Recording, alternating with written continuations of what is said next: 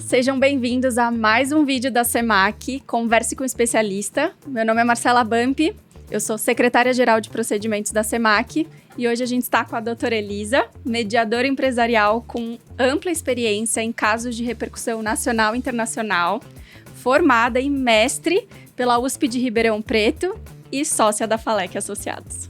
Muito obrigada, seja bem-vinda, Elisa. Obrigada, Marcela. Uma alegria estar aqui com vocês. Estou muito animada para esse bate-papo.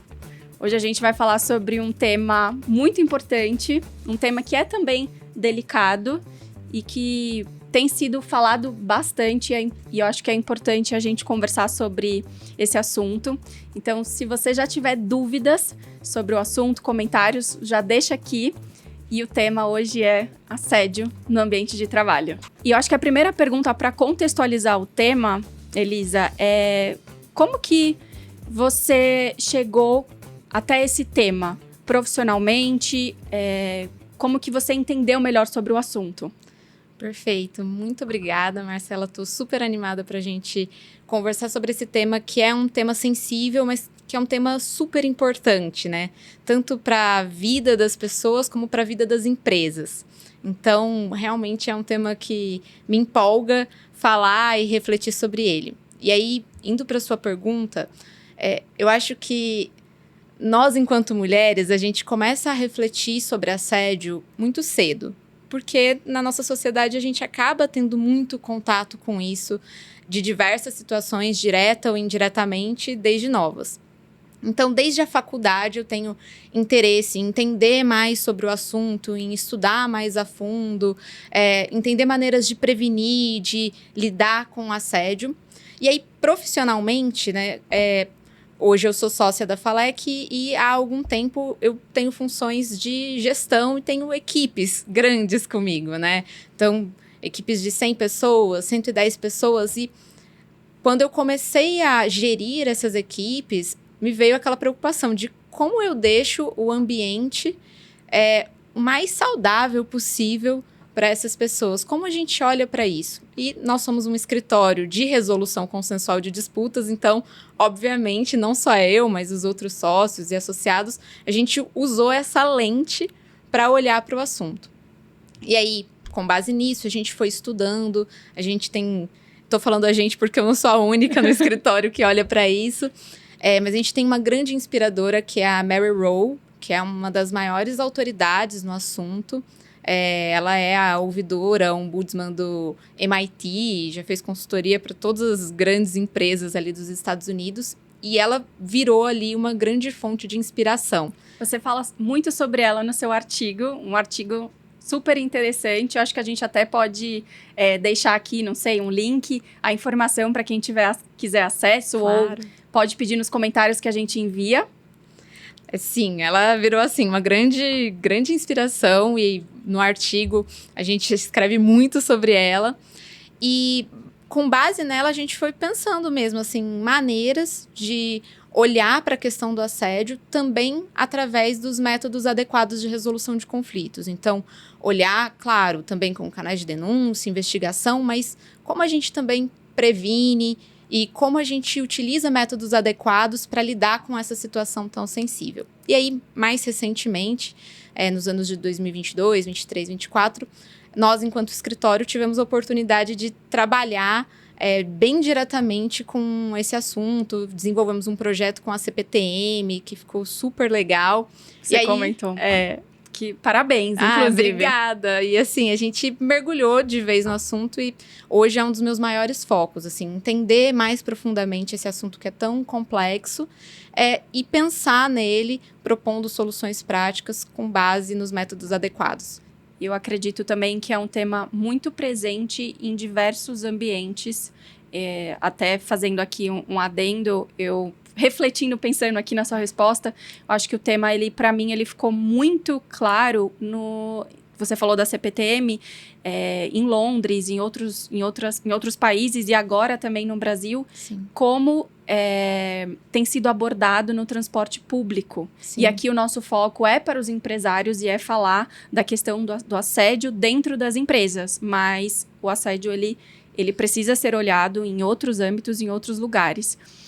Aproveitando essa questão, eu queria te perguntar, eu sei que é muito difícil precisar, inclusive é uma questão legal, dependendo da modalidade, com implicações legais, mas o que, para você, na sua visão, com a sua experiência profissional, o que é assédio nas organizações?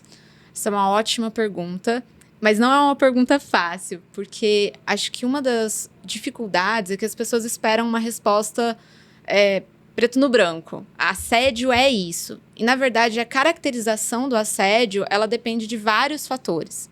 Então, quando a gente está falando de ambiente de trabalho, a gente pode ter um assédio sexual, e o assédio sexual, ele pode ter uma tipificação, inclusive, criminal. E aí, para essa tipificação criminal, a gente está falando de uma situação que tem uma diferença hierárquica. Então, a gente está falando de um superior em relação a um subordinado. A gente está falando de uma situação reiterada. A gente está falando de uma situação em que esse superior se utiliza dessa posição para conseguir uma vantagem sexual indevida, utilizando ali como moeda, né, ou como uma chantagem à situação da superioridade hierárquica.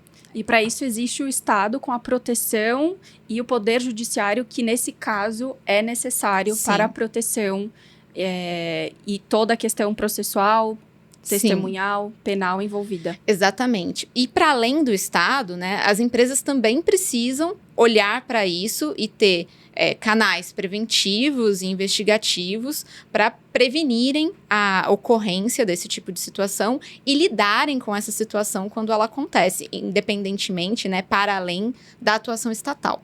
E a gente tem também o assédio moral. O assédio moral, ele não tem uma tipificação criminal, mas ele é amplamente trabalhado, né, pela jurisprudência trabalhista.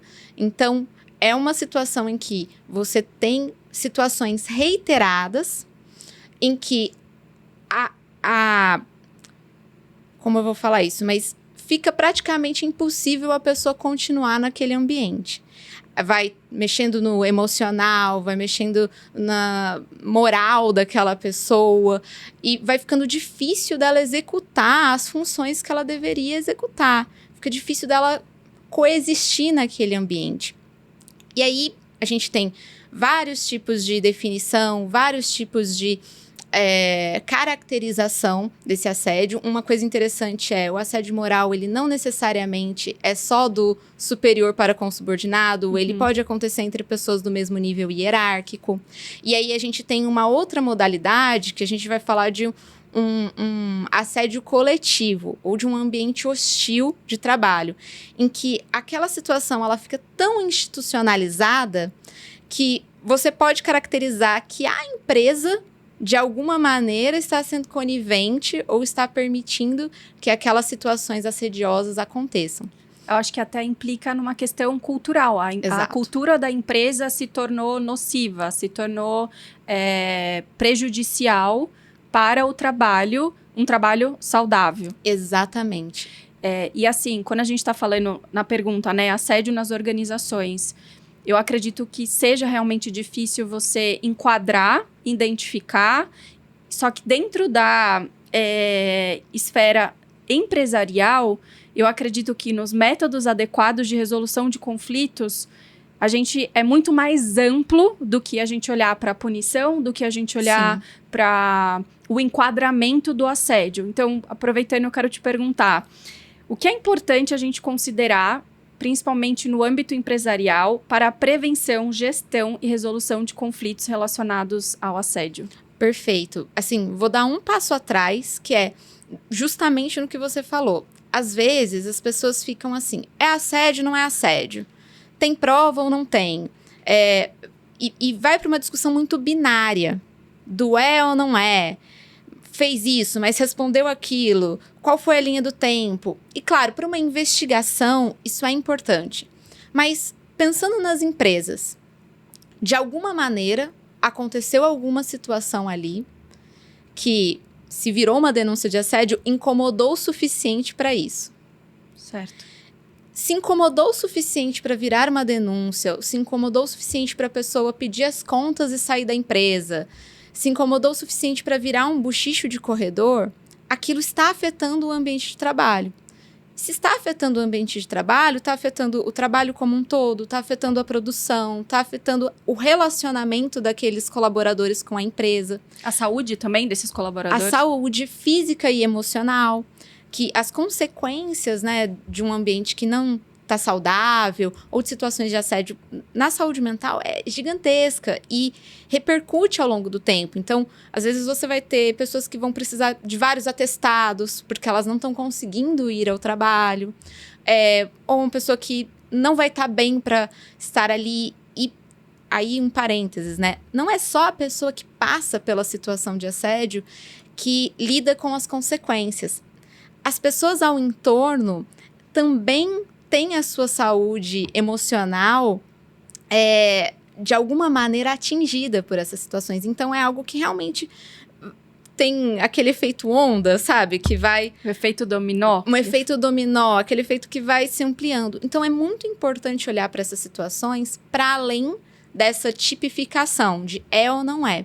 E aí, eu acho que os métodos adequados, eles fornecem canais e metodologias que podem agregar aos canais de denúncia, aos canais de investigação. É muito importante que as empresas tenham canais de denúncia bem constituídos, que funcionem bem, que sejam confidenciais. Mas, para além disso, pela minha experiência, ajuda muito você ter canais que vão olhar para os interesses das pessoas envolvidas, que vão olhar, poxa, o que está acontecendo? O que essa pessoa que fez a denúncia quer? Ela quer um pedido de desculpa? Ela quer que aquele comportamento nocivo seja interrompido? E a outra pessoa que, porventura, tenha cometido uma atitude inadequada, ela tem consciência que a atitude dela foi inadequada? Ela acha que foi ok? Ela sabe como afetou o outro? Faz parte de uma cultura que ela cresceu ou que ela... às vezes até a gente está falando de multinacionais com pessoas com diferentes origens, diferentes gerações. Exatamente. Então, assim, é muito comum, e aí a gente tem pesquisas, a própria Mary Rowe faz pesquisas nesse sentido de que boa parte das pessoas que são denunciadas como assediadoras ou como autoras de comportamentos inadequados não tem a menor ideia de que aquele comportamento era inadequado. Ou o tamanho do impacto daquele comportamento nas pessoas ali, de alguma maneira, atingidas. E aí, o que é muito interessante quando a gente fala de prevenção. Para ter uma prevenção, você precisa colocar as regras do jogo. Então, é muito importante que as empresas elas criem políticas sobre o assunto, colocando de maneira clara, explicada, didática e, de acordo com a cultura daquela empresa, o que é ok naquele ambiente de trabalho e o que não é, com exemplos. Porque, como você falou, as pessoas têm diferentes históricos culturais, diferentes históricos de idade, diferentes referências. Então, se eu sou a gestora ou a dona desse empreendimento, eu preciso colocar na cultura aquilo que é ou não adequado. Claro, observando legislação, observando o que você tem de melhor de práticas nacionais e internacionais, mas isso precisa estar explícito. Então, a prevenção ela começa aí, com a determinação de uma política clara, que não seja aquela política só para inglês ver, que realmente tenha ali um comprometimento da alta liderança que vai ser escalonado para os outros degraus da empresa, e com o fornecimento de múltiplos canais. Na minha opinião, assim, a mediação é muito boa para lidar com conflitos organizacionais, para lidar com conflitos entre colaboradores ou entre o colaborador e a empresa, para você dar ali uma miríade de opções para essas pessoas que, porventura, estejam passando por uma situação de assédio ou por outra situação conflituosa, para que elas possam levar essa situação e ela possa ser gerida e resolvida. Você falou dos métodos adequados, que dentro deles está a mediação, e eu achei bacana trazer uma pergunta que, assim, a mediação, nesse caso, você falou muito de termos importantes na mediação, como a identificação de interesses e o tratamento adequado e diferente para determinada situação. Então, a pessoa que se vê numa situação, seja numa questão de assédio ou num comportamento inadequado, ela tenha diferentes canais e diferentes tratamentos para lidar, resolver ou até prevenir. Exato. Exatamente. O seu artigo menciona exatamente isso. É, exatamente isso, porque uma coisa que é muito importante quando a gente vai para pesquisa, né, e vai conversar com pessoas que estão no mercado de trabalho, dessas pessoas, mais de 30% vão falar na entrevista que já passaram por alguma situação de assédio. Mas, dessas 30% de pessoas, 90% vai falar que prefere não usar um canal oficial de denúncias. Por que a pessoa prefere não usar um canal oficial de denúncias? Porque às vezes ela não confia nesse canal, ela tem medo de que no processo de investigação ela seja muito exposta e isso repercuta na vida pessoal e profissional dela. Por vezes, ela sabe que ela não vai ter provas, e prova em situação de assédio realmente é um tema polêmico, é um tema difícil, né? A jurisprudência tem até progredido no assunto de o que é entendido como prova, porque é muito difícil de comprovar uma situação de assédio. Então, as pessoas acabam não usando esses canais oficiais, e aí, quando você fornece outros canais, você consegue prevenir, gerir, às vezes antes da situação escalar, antes dela ficar insustentável. Antes da empresa perder o controle. Exato. E se tornar uma questão cultural, como você fala. Exato, exatamente. E antes daquilo, você perdeu o colaborador, antes de virar um processo judicial, antes de vazar na mídia. Então, realmente dá um controle maior para a empresa e ajuda a todos, tanto as pessoas que estão, porventura, passando por uma situação assim, como por aquelas pessoas que estão cometendo tendo um comportamento inadequado e às vezes nem sabem disso. Eu acredito muito na mediação, não só a mediação como um processo, como a gente tem aqui na SEMAC, mas nas ferramentas de mediação, sim, na comunicação. Sim. Eu acredito que, pelo menos todas as pessoas que eu já tive contato, que alegaram ter sofrido ou estar envolvida numa situação de assédio, são pessoas que querem e que têm necessidades e interesses diferentes. Então, eu acredito muito na mediação, e aí eu quero saber sua opinião, que a mediação, ela realmente, tendo um profissional capacitado, como a gente tem, um especialista, e como você de saber identificar qual que é o interesse e a necessidade e trazer um ambiente, principalmente sigiloso, para aquela pessoa, para que ela possa... que já sofreu tanto, ou que que isso gerou um prejuízo para ela, independente de físico, emocional, mental. O que, na sua prática e na sua experiência, como que a mediação ou os métodos adequados, eles têm contribuído para as pessoas que são vítimas, não posso chamar, ou que alegam ter sofrido um comportamento inadequado, um bullying, não sei, a gente fala, né, uma, sim, brincadeira que a feriu ou que a magoou e foi difícil para ela. Perfeita a sua pergunta. Vou separar minha resposta em duas partes, né?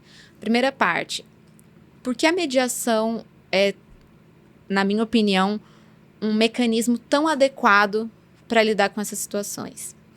Porque ela oferece 3 coisas que boa parte das pessoas envolvidas desejam. Confidencialidade, controle, porque em um processo investigativo não é você que está controlando esse processo, é o investigador. Em um processo judicial, nem se fale. Numa mediação, as partes elas estão lá voluntariamente e elas escolhem que elas vão dividir. Elas escolhem o que elas vão levar. A agenda da mediação é feita a muitas mãos, né? O tema, o que vai ser falado. A sessão pode ser privada, pode ser um caucus, ela pode ser conjunta. Tem muita opção. E só em ter essas opções, parte do que aquela pessoa sofreu fica atenuado. A Mary Rowe tem um artigo muito interessante sobre isso, que ela fala sobre como pessoas que passaram por situações de assédio ou passaram por situações que tenham algum elemento de violência emocional em ambientes universitários ou ambientes empresariais, o que elas mais querem é ter o controle de volta.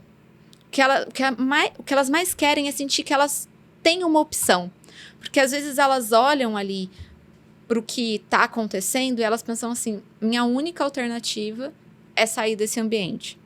Minha única alternativa é pedir as contas. Ou, não, eu posso fazer uma denúncia, mas eu tenho tanto medo desse processo de denúncia, eu acho que ele vai ser tão desgastante para mim, que eu prefiro pedir as contas. Ou, eu vou ficar nesse ambiente e eu vou me adoecendo.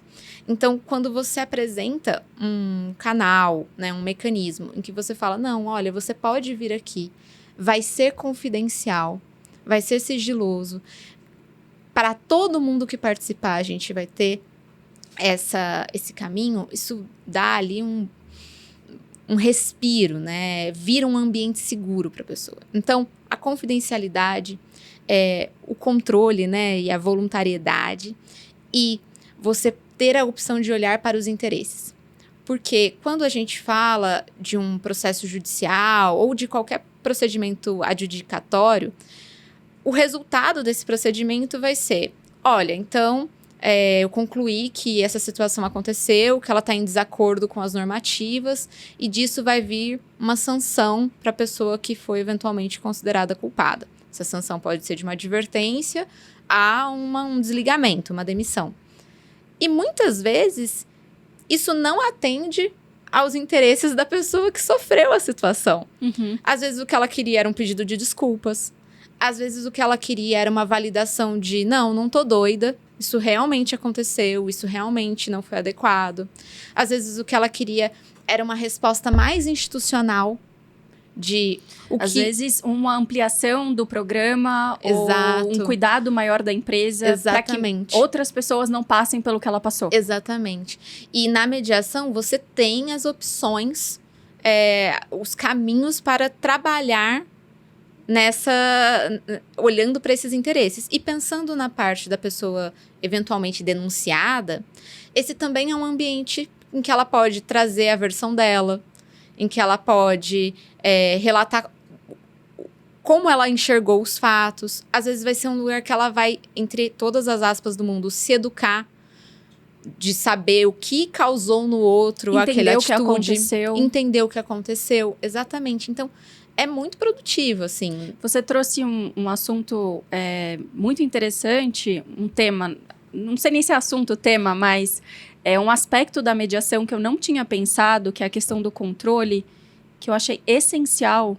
E até uma ideia que me veio aqui da mediação, ela acontecer empresa e colaborador, empregado que alega ter sofrido assédio, Sim. e empresa e a pessoa distintamente, em ambientes distintos e formas diferentes, com o assediador, entre aspas também. Sim. Porque me veio muito isso, é uma oportunidade, porque na mediação, e aí eu acho que você pode também contribuir, aqui o que a gente vê na mediação, a gente não está aqui para julgar, não está aqui para identificar quem é o culpado, quem não é culpado, Sim. ou até um aspecto punitivo. Sim. Pelo contrário, é um aspecto de diálogo, um aspecto de encontrar soluções. Sim. Então, me trouxe essa clareza. O que você acha disso? Então, a mediação com o assediado, de forma paralela com a mediação com o assediador. Eu acho que existem... Tirando a nomenclatura, claro, mas... eu acho que existem muitas possibilidades. E isso é uma das belezas da mediação, porque é um procedimento muito customizável. Então, por exemplo, você pode ter uma situação em que, sim, vai ter uma mediação entre o colaborador que se sentiu de alguma maneira assediado, ofendido, e a empresa, e isso vai ter um tipo de agenda.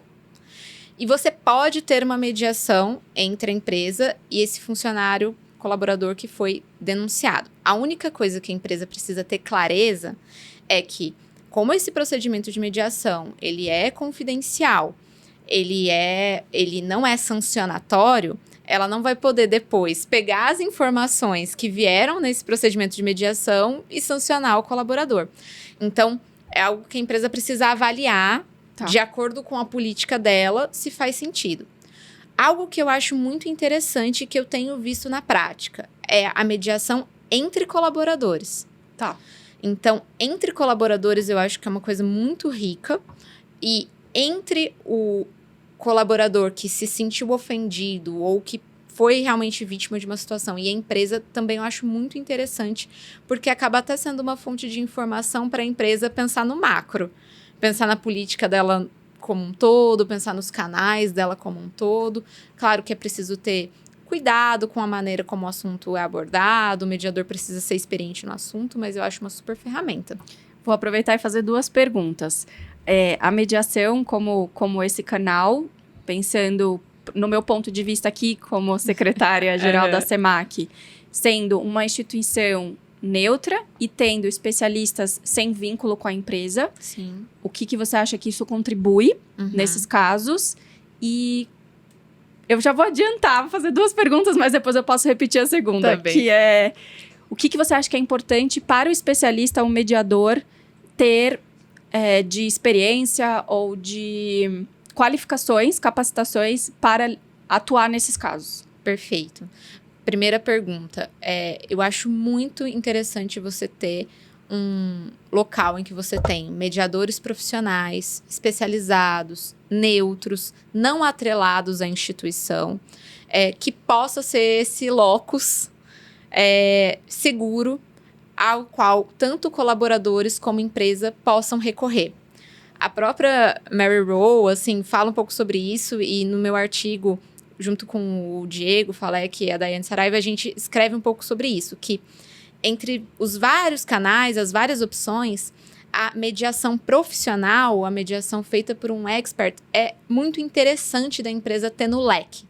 Então, a empresa vai ter o canal de denúncias, a empresa vai ter, às vezes, algum canal mais informal interno da empresa, e ter ali uma câmara ou profissionais ali atrelados a ela pode enriquecer muito esse sistema de prevenção e gerenciamento de conflitos, porque, inclusive, passa um recado para dentro de, olha, a gente leva tão a sério esse assunto e a gente quer tanto prevenir e resolver que a gente, inclusive, tem aqui entre as opções um convênio ou profissionais listados que são experientes no assunto e que vão garantir toda a confidencialidade. Porque, às vezes, um profissional dentro da empresa, o colaborador vai olhar e vai falar, não vai ser neutro. Ou, não, ele já conhece o fulano, ou ele me conhece. Como vai ser trabalhar com ele depois, como vai ser encontrar com ele dentro da empresa. Exatamente isso. E aí, o segundo ponto, né, sobre a qualificação, eu acho que, esse profissional, ele precisa estudar o tema assédio, ele precisa ter um mínimo conhecimento sobre isso, eu diria que mais do que mínimo, porque é um assunto sensível. Então, não adianta eu chegar e falar, não, agora a gente vai falar de números aqui, a gente vai falar de valores. Não, eu preciso dar um espaço para ventilação de emoção, eu preciso dar um espaço para escuta, eu preciso ter muita paciência para entender de onde essa pessoa está vindo, quais são os referenciais dela. Então, na minha experiência, é muito importante ter um conhecimento específico do assunto, aprofundado do assunto, e é um tipo de mediação que vai ter um conteúdo mais emocional. Então, é preciso estar preparado para lidar com esse conteúdo mais emocional, não querer já pular para a parte de dança de números, de Zopper, de Batna, não. Vamos primeiro... Ou de indenização. De indenização. Esse foi um tema que a gente quis trazer aqui no Converse com o Especialista, porque ele surgiu nas mediações trabalhistas, no qual não havia essa previsão, não havia essa descrição, e os empregados trouxeram dentro do ambiente de mediação o assunto. E tivemos, tanto com os profissionais como com os empregados, situações muito diferentes. Então, empregados que só quiseram notificar, quiseram que a empresa soubesse, e, com aquela intenção de evitar que isso se repita dentro da empresa. Empregados que realmente se sentiram muito lesados e gostariam de um valor de indenização e empregados que queriam encerrar o assunto, mas precisavam falar, simplesmente falar e se sentirem acolhidos. Então, eu acredito muito na mediação nesse sentido. Acho que a gente conversou bastante, avançou bastante, é um tema que é o que a gente já falou, a gente poderia falar horas aqui. Sim. Mas antes, a gente conversou, quando a gente estruturou aqui a nossa conversa, você citou alguns casos de repercussão nacional que são públicos. Você poderia citar alguns para que as pessoas possam, principalmente as empresas, identificar ou se preparar, analisar isso dentro da sua empresa? Claro, eu tô com medo de errar o nome dos bancos, depois eu vou pegar uma colinha. Acho que não precisa nem mencionar exatamente nome. Mas assim, a gente tem casos muito públicos de grandes instituições financeiras que passaram por processos, por ambiente de trabalho hostil, em que foram tantas denúncias no Ministério Público do Trabalho de situações de assédio, que o Ministério Público do Trabalho entrou com uma ação coletiva, né, contra essas empresas, falando assim, olha, não é uma situação pontual, é uma situação sistêmica. O que está acontecendo no seu ambiente de trabalho que tantas pessoas relatam estar passando por uma situação de assédio? E nesse tom, assim, essas empresas foram multadas, multas altas, mas para além da multa, para além do processo judicial, esse tipo de situação tem inúmeras repercussões. Tem a perda de talentos, pessoas que seriam ótimas e que acabam saindo por conta de situações de assédio, por conta do ambiente de trabalho. Tem o relacionamento com essas pessoas que fica extremamente danificado. Tem todas as repercussões na vida dessas pessoas. Então, são muitas consequências negativas, tanto para as pessoas que passam pela situação, como para a empresa em si. E aí eu acho que o empresário que está olhando para essa situação, é muito importante pensar no preventivo. Não pensar em agir só quando a situação já entornou, sabe? Quando já saiu na mídia. Quando já saiu na mídia, quando já saiu no jornal, ou quando já virou um processo judicial, ou quando aqueles colaboradores ou aquele colaborador já saiu da empresa. Então, pensar preventivamente, fazer uma política, pensar em fornecer canais, pensar em utilizar métodos adequados, ter um mapeamento, que muitas vezes esses métodos adequados vão te ajudar a ter um mapa de calor. Qual é o setor que mais está vindo denúncia? Ou qual é o setor que mais estão surgindo questões? Será que eu não consigo atuar de uma maneira educativa ali? Será que eu não consigo fazer um trabalho específico para aquela área? Então, eu acho que é bem interessante ter esse olhar assim, mais sistêmico e preventivo para esse tipo de situação. Quando você fala sistêmico, é olhar para todas as áreas dentro da instituição, dentro da organização. E quando você fala, eu adorei esse termo que você trouxe, né? O mapa de calor. Você consegue falar um pouquinho mais só sobre essas coisas? Claro, eu adoro, assim, sou uma grande fã, assim. O mapa de calor é, basicamente, você, pensando nesse assunto, né? Você vai puxar informações de diferentes fontes. Então, você vai utilizar a sua ouvidoria, você vai utilizar canais como a mediação, você vai utilizar o canal de denúncias oficial, e você pode até criar um mecanismo específico para isso, como a gente criou para a CPTM um reporte anônimo, que é basicamente essa situação. Você passou por uma situação que você identifica como inadequada ou como um assédio, você não quer denunciar, você não quer usar nenhum dos canais que nós super incentivamos que você use, mas você quer que a empresa fique sabendo, você pode utilizar esse mecanismo sem se identificar, sem identificar outra pessoa, para a empresa ficar ciente. Você junta, né? Você unifica essas fontes e aí você vai criando um mapa mesmo de quais são os tipos de conflito, quais são os tipos de denúncia, quais são os cargos, graus. Não necessariamente você vai ter essa informação, mas às vezes você consegue chegar de quem são os denunciantes e os denunciados. Principais temas, eu já falei, e principais setores. E aí, às vezes, com isso, às vezes não, você sempre com isso vai conseguir fazer uma política mais direcionada. E você vai conseguir ajustar a sua política de maneira preventiva. Então, é literalmente um mapa que vai te dizer onde está mais quente esse assunto? Onde eu, enquanto gestão, preciso estar mais próximo? Que assuntos estão trazendo mais conflito ou mais dúvidas para eu poder atuar ali? E só para finalizar, última pergunta, pensando na mediação, o que os empresários eles podem fazer para identificar e prevenir? Eu sei que a gente falou o tempo todo sobre isso aqui, mas de uma forma bem rápida e pontual. Pensando na mediação. Como a mediação pode ajudar os empresários a identificar e prevenir casos de assédio dentro das empresas? Perfeito. O oferecimento do canal de mediação, aliado a uma política clara sobre o assunto e a um statement ali da alta liderança falando: nós não compactuamos com situações de assédio. O que essa empresa entende como comportamento adequado e inadequado é isso. Para lidar com esse tipo de caso, nós temos um canal de denúncias, que é muito importante ter, e nós temos também outros canais, como a mediação. Se você quer um canal para conversar de maneira confidencial, sigilosa, que não vai deflagrar uma investigação, existe esse canal. Só de você fazer isso, você já está mandando um recado muito grande ali para dentro da sua empresa que ajuda na prevenção. E conforme a mediação ela é utilizada, a empresa tem uma fonte de informação, respeitando a confidencialidade, claro, né? Mas a pessoa da empresa que está lá, ela tem acesso a informações muito importantes que ela pode utilizar para olhar para a empresa de uma maneira sistêmica e atuar nessa prevenção. E, no caso concreto ali, uma oportunidade de gerenciar e preferencialmente resolver a situação ali com aqueles colaboradores. Ai, muito obrigada. Imagina. Adorei a nossa conversa. Seja sempre bem-vinda aqui. Obrigado você que assistiu até aqui.